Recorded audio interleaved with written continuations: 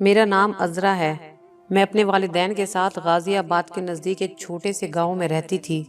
میرا گھر میرے والدین کے پیار سے بھرا ہوا ایک خوبصورت آشیانہ تھا۔ زندگی کی ہر آسائش موجود تھی۔ اچانک وقت نے کروٹ لی۔ ایک روز موت کا فرشتہ آیا اور ابو کو اپنے ساتھ لے گیا۔ ہم سب آہ و بکا ہی کرتے رہ گئے۔ ابو کی موت نے ہم سے ہمارا سب کچھ چھین لیا۔ وقت نے گزرنا ہوتا ہے، وہ گزرتا رہا۔ ہم 4 بہن بھائی تھے، 2 بہنیں اور 2 بھائی۔ بڑے بھائی میڈیکل کی تعلیم مکمل کر کے ڈاکٹر بن گئے۔ چھوٹا بھائی ابھی پڑھ رہا تھا۔ بڑے بھائی کی تنخواہ سے گھر کے حالات کچھ بہتر ہونے لگے۔ انہی دنوں آپی کا رشتہ ایک خوشحال گھرانے سے آ گیا۔ یہ دور کے رشتہ دار تھے، ہمارے حالات اور امی کی شرافت سے واقف تھے۔ انہوں نے جہیز کا مطالبہ نہ کیا۔ سادگی سے آپی کی شادی ہو گئی اور وہ اپنے شوہر کے ساتھ ملتان چلی گئی۔ چھوٹے بھائی نے بھی تعلیم مکمل کر لی۔ اسے ایک پرائیویٹ کمپنی میں ملازمت مل گئی۔ میری خواہش آگے پڑھنے کی تھی، اس لیے مجھے کالج داخل کرا دیا گیا۔ بڑی آپا کو اسکول تک ہی تعلیم نصیب ہوئی، لیکن میں خوش قسمت نکلی اور میرا یہ خواب تعمیر پانے لگا۔ کالج میں میرا دوسرا سال تھا۔ میری کلاس فیلو نے اپنے گھر سالگرہ پر مداح کیا۔ امی کو بتایا۔ انہوں نے چھوٹے بھائی سے کہا کہ تم بہن کو اس کی سہیلی کے گھر چھوڑاؤ۔ پہلے بھائی کے ساتھ بازار گئی، اپنی دوست کائنات کے لیے اچھا سا تحفہ لیا اور بھائی نے مجھے اس کے گھر چھوڑ دیا، جو ہمارے گھر سے زیادہ دور نہیں تھا۔ شام کو بھائی مجھے لے آئے۔ دوسرے دن جب میں کالج گئی تو کائنات نے بتایا میرا بھائی آپ پر مر مٹا ہے، کہتا ہے شادی کروں گا تو تمہاری دوست عذرا سے، ورنہ عمر بھر شادی نہیں کروں گا۔ میں نے بھی اپنے خیالوں میں اس کا تصور سجا لیا۔ بہانے بہانے کالج سے کائنات کے گھر چلی جاتی اور اس کے بھائی حیدر سے پیار و محبت کے وعدے کرتی۔ ہم نے ایک ساتھ جینے مرنے کی قسمیں کھا لی۔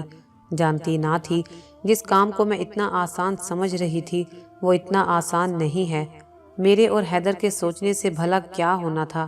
ایک دن آپی کا امی کو فون آ گیا کہ کسی جاننے والے نے ایک بہت اچھا رشتہ بتایا ہے۔ وہ لوگ لاہور میں رہتے ہیں، آپ ایک دفعہ جا کر دیکھ لیں، پھر بات آگے بڑھائیں گے۔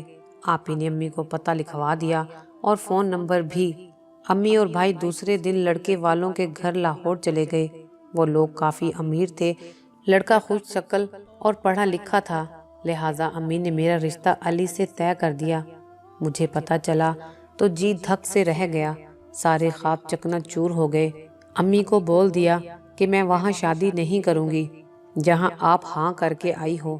میں اپنے جیون ساتھی کا فیصلہ خود کروں گی۔ زندگی میں نے گزارنی ہے، آپ نے نہیں۔ میں نے امی کو کائنات کے بھائی کے بارے میں بتا دیا۔ میں اس سے محبت کرتی ہوں، شادی بھی اسی کے ساتھ کروں گی۔ امی نے دانتوں تلے انگلی دبا لی۔ ہم نے تمہیں اس لیے پڑھایا لکھایا اور کالج جانے کا خواب پورا کیا، تجھے سہیلی کے گھر جانے کی اجازت دی تاکہ تو اپنی منمانی کرتی پھرے۔ جب تیرے بھائیوں کو تیرے عشق کی کہانی کا پتہ چلے گا تو کیا وہ تجھے زندہ چھوڑیں گے؟ تجھ میں اتنی عقل ہے کہ اپنے لیے خود جیون ساتھی منتخب کرے۔ اری نادان، جو رشتہ ہم نے تیرے لیے ڈھونڈا ہے وہ قسمت والی لڑکیوں کو نصیب ہوتا ہے۔ امی نے لاکھ سمجھایا پر میں نہ سمجھی۔ چوری چھپے کالج کے بہانے کائنات کے گھر گئی، اس کے بھائی سے ملی، اسے تمام حالات سے آگاہ کیا۔ میں نے اصرار کیا کہ اپنی والدہ کو میرے گھر بھیجو تاکہ میں اس رشتے پر اڑ جاؤں۔ اس نے کہا میں ابھی پڑھ رہا ہوں، ایسا نہیں کر سکتا، آپ کو کچھ عرصہ صبر کرنا پڑے گا۔ میں صبر تو عمر بھر کر لیتی، لیکن میرے بس میں ہوتا تو۔ امی اور بھائی 1 ماہ میں میری شادی کرنا چاہتے تھے۔ لڑکے والوں کا تقاضا تھا کہ شادی جلدی کرنی ہے۔ میں نے لاکھ کوشش کی پر گھر والے نہ مانے۔ مقررہ تاریخ پر مجھے دلہن بنا دیا گیا اور بیاہ کر علی کے گھر لاہور چلی آئی۔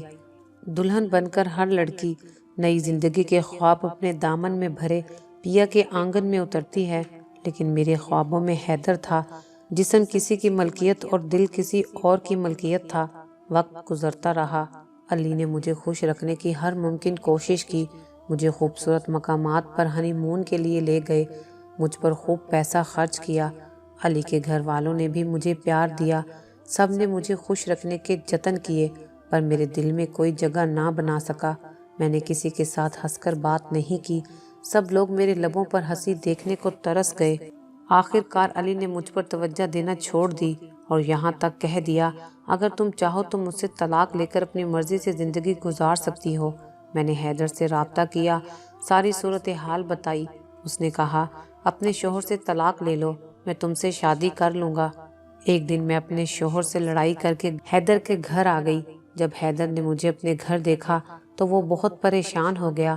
کہنے لگا اس سے پہلے کہ امی ابو کو شک ہو جائے کہ تم میری وجہ سے اپنا گھر چھوڑ کر آئی ہو، یہاں سے چلی جاؤ، جب حالات ٹھیک ہوں گے تو میں آپ کو اپنا لوں گا۔ اس کے سمجھانے پر میں کائنات سے ملنے کا بہانہ کر کے کچھ دیر وہاں رکی اور امی کے گھر آ گئی۔ ان کو بتایا کہ سسرال والے مجھ پر بہت ظلم کرتے ہیں، میں وہاں نہیں رہ سکتی۔ امی نے میرے جھوٹے بیانات پر یقین کر لیا۔ بھائیوں کو بھی سمجھایا۔ اچانک والدہ کو فالج ہو گیا۔ ان کی دیکھ بھال اور خدمت کے بہانے میں یہاں ٹھہری رہی۔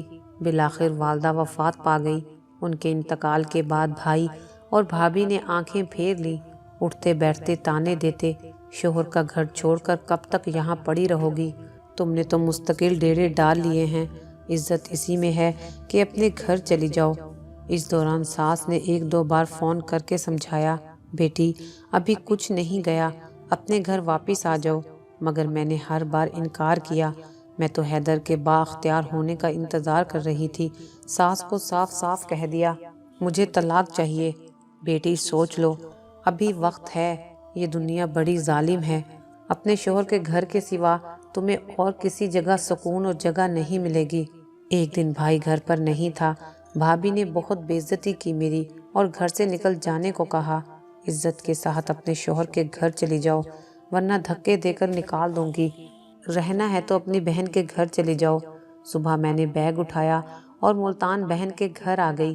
حیدر نے 1 سال گزارنے کا کہا تھا، یہ 1 سال کہیں گزارنا تھا۔ ماں کے بعد بہن کا گھر ہی اچھا لگتا ہے۔ سوچا دکھ کی اس گھڑی میں بہن ضرور سہارا دے گی۔ دل میں امید کا دیا جلا کر بہن کے گھر آ گئی۔ بہن جانتی تھی کہ میں اپنے شوہر سے ناراض ہو کر میکے آئی تھی۔ دل جوئی کی بجائے اس نے تانے دینے شروع کر دیے۔ کھانے کا بھی نہ پوچھا، کہنے لگی کب تک میں تمہیں اپنے گھر بٹھاؤں گی؟ آپی کے رویے سے صاف ظاہر تھا کہ میں ان کے ہاں ڈیرے نہ ڈال دوں، بلکہ ڈیرا ڈالنے سے پہلے ہی میں کہیں اور چلی جاؤں۔ ٹھیک ہے آپی، اگر آپ کو کوئی پرابلم ہے تو میں ابھی آپ کے گھر سے چلی جاتی ہوں۔ میں نے بیگ اٹھایا، لاہور والی بس پر سوار ہو کر واپس آ گئی۔ لاہور میں میری ایک دوست تھی، سوچا کچھ دن ان کے گھر ٹھہر جاؤں گی۔ یہ سوچ کر میں اپنی دوست کے گھر آ گئی۔ شام ہونے والی تھی جب اس کے گھر پہنچی۔ مجھے دیکھ کر وہ بہت خوش ہوئی۔ رات کھانے کے بعد جب میں نے اپنے آنے کا مقصد بیان کیا تو کہنے لگی آپ یہاں سے چلی جائیں، اگر میرے گھر والوں کو پتہ چل گیا کہ آپ بھاگ کر آئی ہو تو بہت برا ہوگا۔ اپنے دوست کے رویے سے بھی میں مایوس ہوئی۔ رات بھر روتے ہوئے گزر گئی۔ صبح اٹھتے ہی علی کو فون کیا، مجھے معاف کر دو، میں نے آپ کے ساتھ بہت زیادتی کی، اگر آپ مجھے معاف کر دیں، مجھے اپنی غلطی کا احساس ہو گیا ہے، میں واپس اپنے گھر آنا چاہتی ہوں۔ علی نے کہا تم اس وقت کہاں ہو؟ میں نے اپنی دوست کے گھر کا ایڈریس بتا دیا۔ اس نے مجھے معاف کر دیا اور 1 گھنٹے بعد وہ میرے پاس پہنچ گیا۔ آتے ہی بولے عذرا تمہارے بغیر میرا گھر سونا ہو گیا تھا، جب سے آپ روٹ کر گئی ہو ہم سب گھر والوں کو تمہارے بغیر ایک پل چین نہیں آتا، آؤ میرے ساتھ، تمہارا گھر تمہارا منتظر ہے۔ اپنے گھر قدم رکھتے ہی دل کو اتنا سکون ملا کہ لگتا تھا جیسے میں ایک بار پھر جنت میں آ گئی ہوں۔ فوراً ساس نند دوڑی آئیں، مجھے پیار کیا۔ گھر کا ہر فرد خوشی کا یوں اظہار کر رہا تھا جیسے ان کے خاندان کا کوئی گم شدہ فرد اچانک مل گیا ہو۔ آج احساس ہوا کہ اپنا گھر کیا ہوتا ہے، شوہر کا تحفظ اس کی محبت کیا شے ہے، اور شوہر کی وجہ سے جو سماج اور رشتہ داروں میں عورت کو عزت بھرا مقام ملتا ہے وہ کتنا انمول ہوتا ہے۔ کچھ لوگ ایسے اس دنیا میں موجود ہیں جن کی وجہ سے دنیا قائم ہے۔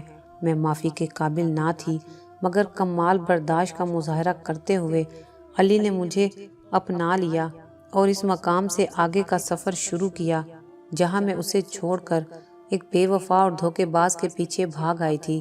ایک دن کائنات نے بتایا حیدر نے اپنی پسند اور مرضی سے شادی کر لی ہے، وہ مجھے دھوکہ دے رہا تھا اور میں اس کے جھوٹے وعدوں پر برباد ہوئی جا رہی تھی۔